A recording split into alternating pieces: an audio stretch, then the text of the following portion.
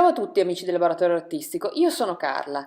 Oggi cominciamo subito a strappare la carta.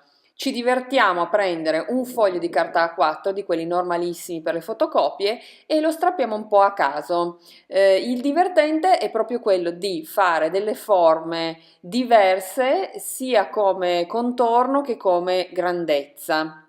Una volta che avremo un buon numero di queste forme, decideremo che cosa farne.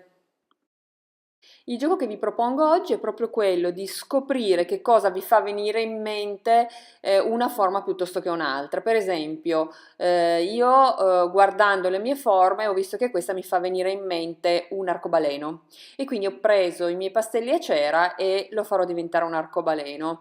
Poi prenderò altre forme e guardandole con attenzione, magari provando anche a girarle, mi lascerò trascinare dalla fantasia e scoprirò cosa mi fa venire in mente.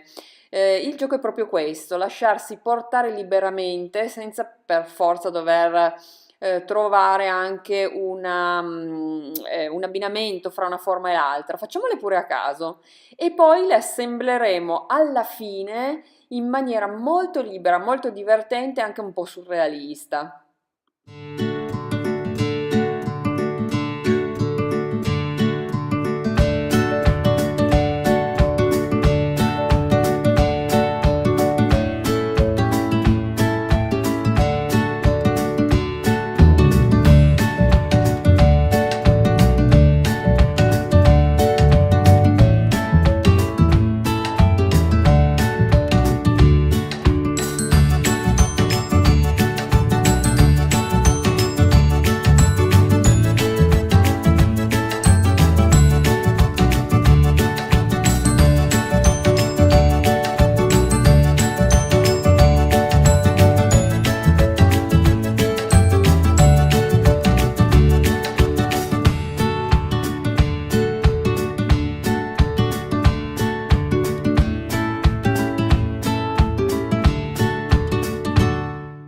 Adesso, quando sono soddisfatta delle mie creature, posso prendere, io per esempio ho questi ritagli di cartoncini colorati, prendo un foglio azzurro che mi farà da base e poi questi cartoncini colorati azzurri e verdi che stavolta strappo volutamente a strisce perché voglio fare uno sfondo. Mi è venuto in mente, siccome io ho un coccodrillo, di fare una parte con diciamo uno sfondo verde che sarà una sorta di prato e poi fare delle simpatiche onde nelle quali il coccodrillo possa nuotare.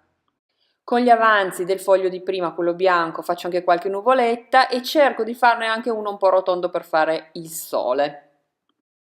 Mi raccomando, non sottovalutate la fase compositiva, cioè prima di incollare posizionate con calma tutti i vari elementi, decidete con calma, fate più prove, vedete come vi piace di più e andate di conseguenza. Non appiccicate subito tutto e poi per poi magari cambiare idea e non poter più modificare, ok? Posizionate con calma e fate la vostra composizione in modo da poter scegliere liberamente come interpretare i vari elementi che ci siamo creati.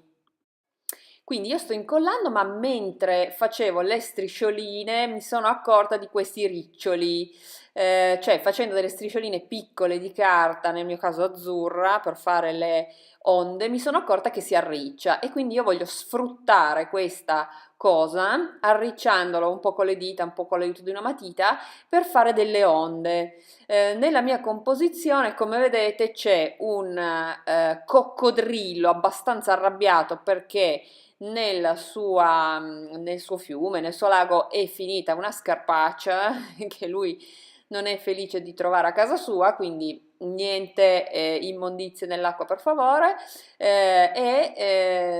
per far vedere che siamo nell'acqua io voglio fare queste onde un po' arricciate, quindi mi diverto a strappare a striscioline abbastanza piccole e arricciarle prima di incollarle.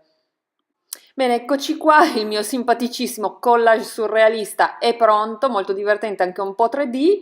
Anche per oggi il mio attacco d'arte è finito. Ciao a tutti da Carla, alla prossima!